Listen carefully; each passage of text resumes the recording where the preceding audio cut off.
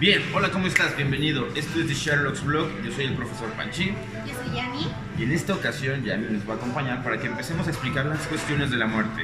Por supuesto, recuerda que el blog lo que pretende es no solamente hablar de los temas teóricos, sino relacionarlos con algunos temas literarios. Por ejemplo, Edgar Allan Poe y un texto en particular que se llama Entierro prematuro.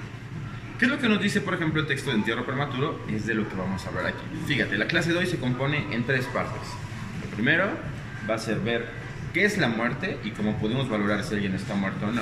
Lo segundo sería ver cuál es el proceso de la muerte y entonces del cadáver hasta su descomposición. Y el tercero sería ver las reflexiones que nos deja Edgar Allan Poe a partir de su cuento Entierro prematuro. Para la primera parte, Yami nos va a ayudar, porque lo que necesitamos conocer son, por ejemplo, cómo podemos saber que alguien está muerto. Lo mejor es que lo lleven al médico y le pregunten, no vayan con un experto, no crean que estas pruebas son así como, ya por eso... Hay que enterrarlo. No significa eso, ¿no? Solamente son como que ciertas pautas para corroborar. Porque vamos a ver. ¿Estás de acuerdo? De acuerdo. Vale, entonces recuerda, son tres partes de la clase. Vamos a darle a la primera. La primera es, ¿qué deberíamos considerar por muerte? Cuando tus signos vitales ya Están cesados, están por ejemplo. cesados. Ok, eso es interesante y hay que ver, por ejemplo, de acuerdo a qué obedecen los signos vitales.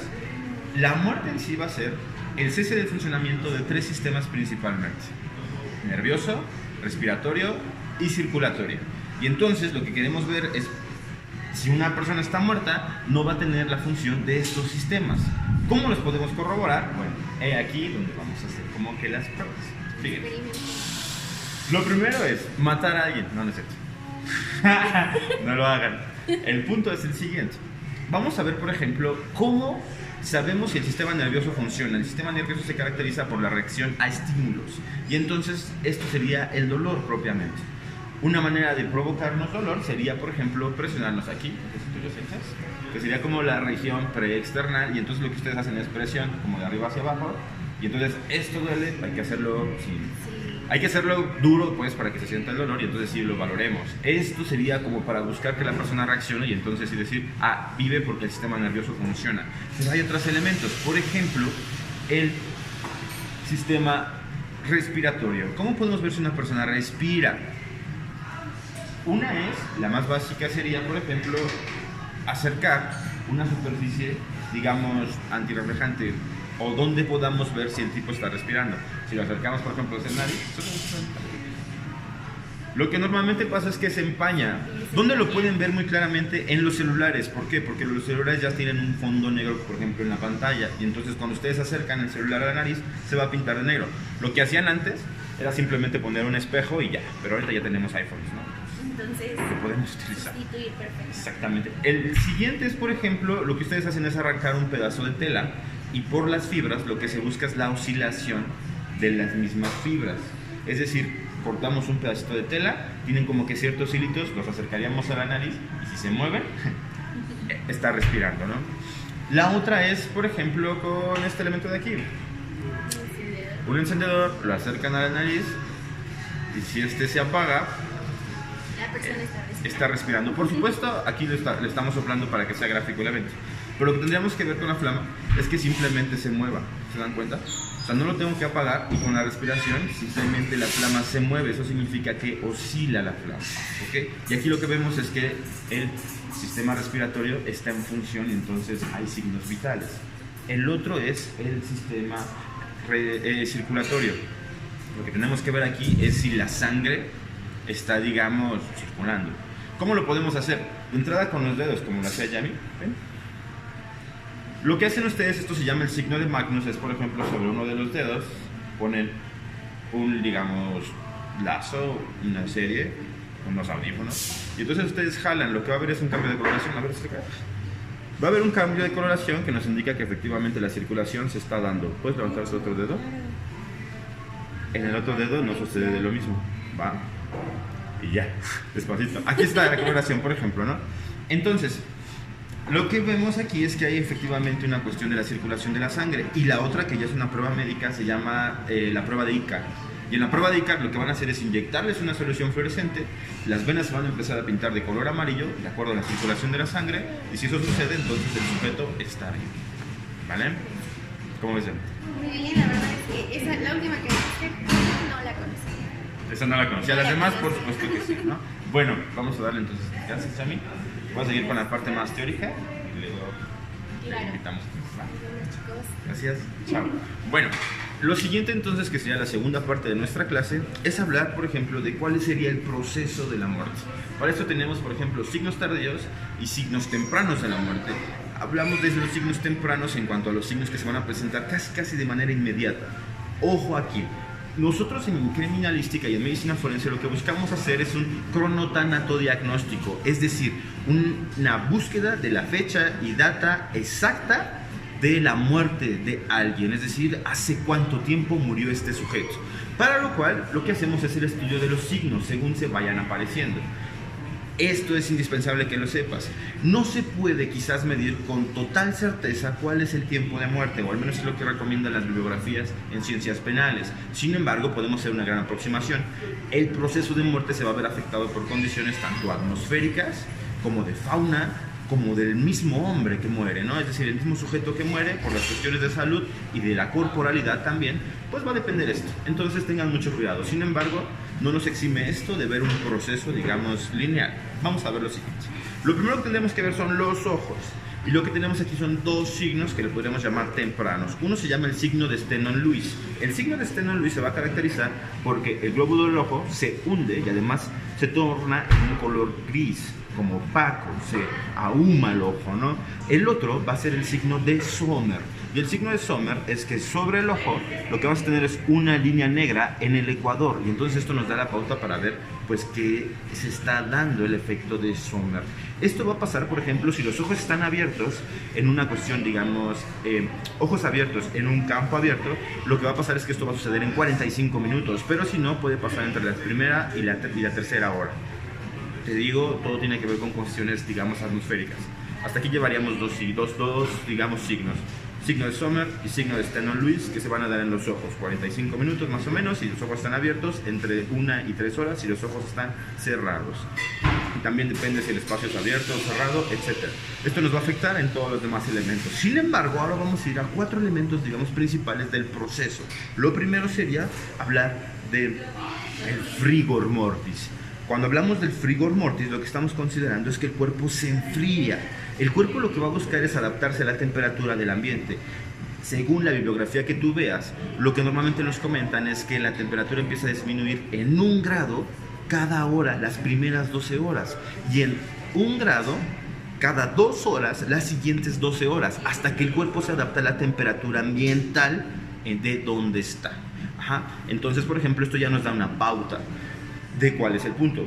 Dato curioso aquí, una persona que tiene 22 grados de temperatura está oficialmente muerta y una persona con 40 grados de temperatura normalmente tiene alucinaciones. El estado, digamos, normal de temperatura de un sujeto está entre 37 y 38 grados, ¿vale? Lo siguiente es hablar de que está el frigor mortis, es decir, uno se empieza a enfriar, y lo siguiente es el livor mortis. El livor mortis tiene que ver con las livideces, y las livideces es la concentración, o yo le diría la sedimentación de la sangre en ciertas partes del cuerpo. Digamos que el sujeto muere, y esto va a ser, por ejemplo, como con el agua. Este es el cuerpo, este es el agua, que sería, por ejemplo, la sangre, y lo que normalmente sucede cuando el aparato circulatorio funciona es que estamos haciendo esto y el agua entonces se mueve. Si hay un cese del sistema, lo que va a pasar es que ¡pum!, se queda quieto, las livideces se asientan y entonces ahí va toda la sangre. Esto nos va a marcar, por ejemplo, movimiento. Y entonces, por ejemplo, vamos a ver que si un cuerpo está así acostado, lo que tenemos acá es a dónde se va la sangre. Toda la sangre se va a ir por una cuestión de gravedad hacia el fondo. Esto nos lo marcan las livideces, pero las livideces también nos dan la posibilidad de ver movimientos en el cuerpo. Y entonces podemos ver, por ejemplo, si el cuerpo ha sido manipulado de la posición original de donde se dio su muerte. Ya vemos cuál es un poco la cuestión de la dinámica, además la cuestión del crono. Lo que tú tienes que tener en cuenta es que la lividez es una sedimentación de la sangre porque el cese del sistema circulatorio, del sistema circulatorio se ha dado. Y entonces va a alcanzar, digamos, un máximo de fijación donde la sangre ya no se va a mover y también tiene, digamos, una evolución progresiva. Así que si vemos cambios de tonalidades en las cuestiones del color vino, podemos decir que el sujeto o el cuerpo ha sido manipulado. Sin embargo, ojo, no confundas una lividez con una equimosis o con un hematoma. ¿En qué se distinguen? En que la equimosis, o más bien un moretón, lo que es una cuestión de concentración de sangre fija. Ustedes la apretan y se va a quedar ahí, no va a cambiar la coloración. En cambio, una lividez, sí, va a cambiar la coloración. Después vamos a hablar de un tema de lesiones y de heridas, y entonces allá vamos a hablar más de el hematoma y la equimosis, laceraciones, etcétera, y cuáles son sus diferencias. Sin embargo, vamos al siguiente punto. Hablamos ya del frigor mortis, del livor mortis, y entonces llegamos al rigor mortis, es decir, un cuerpo va a hacerse duro. ¿Qué es lo que va a pasar acá? El cuerpo se empieza a hacer duro progresivamente de arriba hacia abajo. Normalmente esto empieza por las cuestiones de la cara. Esto ya va a empezar dentro de las 6 horas. El rigor va a ser dentro de la 1 y 2 hora. El livor va a ser dentro de las 3 horas. Y entonces el rigor, que sería la cuestión de la rigidez, va a empezar a las 6 horas. El cuerpo va a empezar a tomar una posición, digamos, rígida y fija de arriba hacia abajo. Y también en ese orden va a desaparecer. Empieza así y así desaparece. Hasta que otra vez el cuerpo se pone blandito. ¿Ok? Ojo acá. Y esto es un signo interesante. No hay que confundir la cuestión del rigor mortis con un espasmo cadavérico. Un espasmo cadavérico es una posición rígida que toma el cuerpo al momento inmediato de su muerte. Y entonces, esto es lo que nos maneja normalmente, o como se hace las lecturas dentro de la medicina legal y las cuestiones forenses, es que tiene que ver con lo traumático o lo fuerte de la muerte en ese momento. Esto nos habla, por ejemplo, de un solo momento, se va a dar inmediatamente la muerte, y la rigidez, o sea, para que esto llegue, va a tener que pasar al menos unas 6 o 8 horas en lo que el proceso de rigor llega a esta posición, ¿vale? Siguen. El elemento que viene sería la putrefacción, y esto ya se va a dar hasta las 36 horas más o menos. Entre las 24 y las 36 horas, normalmente las 36 es donde empieza. ¿Cómo nos damos cuenta de que alguien ya está empezando este periodo de putrefacción? Por una mancha verde en el estómago. La putrefacción también se va a ver afectada por si el cuerpo está en el agua, está inhumado o bien está a la intemperie, y entonces estos cambios, estos ritmos van a ser muy diferentes.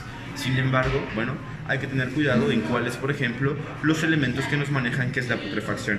Efectivamente, la putrefacción tiene que ver con la descomposición del cadáver, la descomposición del cuerpo, y entonces sí, su próxima desaparición. Vamos a ver aquí otros 4 elementos que son importantes, y eso es que dentro de la putrefacción va a haber sus propios pasos.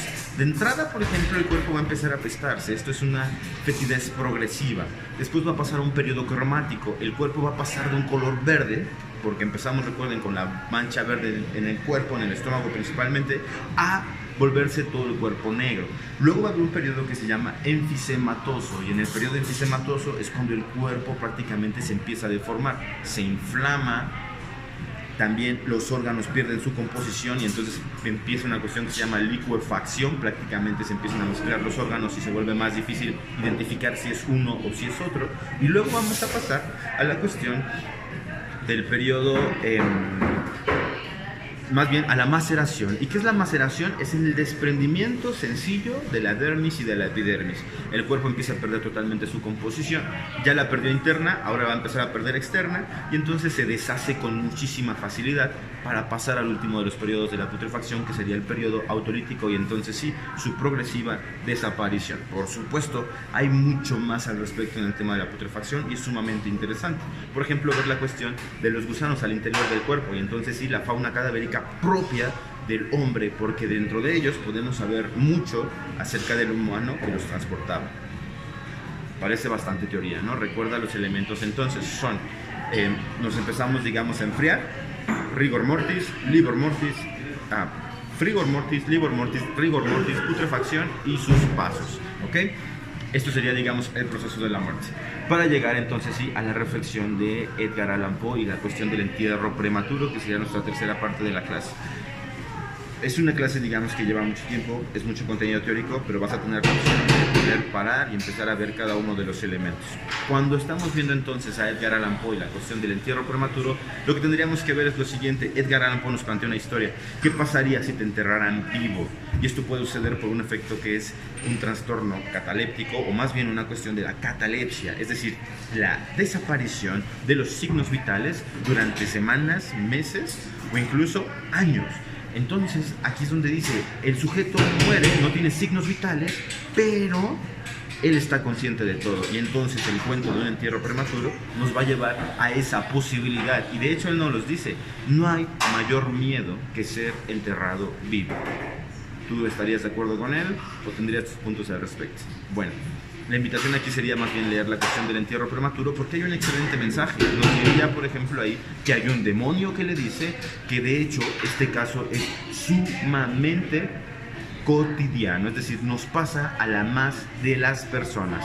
Y entonces, ¿no te daría cierto pavor esta cuestión? En el cuento nos va a decir Edgar Allan Poe, las personas han podido regresar a la vida. ¿Y sabes qué? Por supuesto que cuando regresan a la vida cambian abruptamente sus decisiones en ella. Es interesante, vamos a verlo. ¿Qué pasaría si tú tuvieras una segunda oportunidad sobre la vida? Eso es algo que Edgar Allan Poe nos hace llegar a pensar en la cuestión del entierro prematuro. Te dejo el link para que lo sigas, te dejo escaneado el cuento y pues bueno, por supuesto que espero tus comentarios. Esto fue la clase de hoy, recuerda lo que vimos. Vimos, por ejemplo, qué es la muerte, cuáles son sus signos, cómo podemos valorarla y además vimos sus procesos y tenemos la invitación para leer a Edgar Allan Poe y Entierro Prematuro. Esto es The Sherlock's Blog, yo soy el profesor Panchi y bueno, nos vemos en la siguiente entrega. Gracias por tu paciencia, seguimos en contacto. Chao.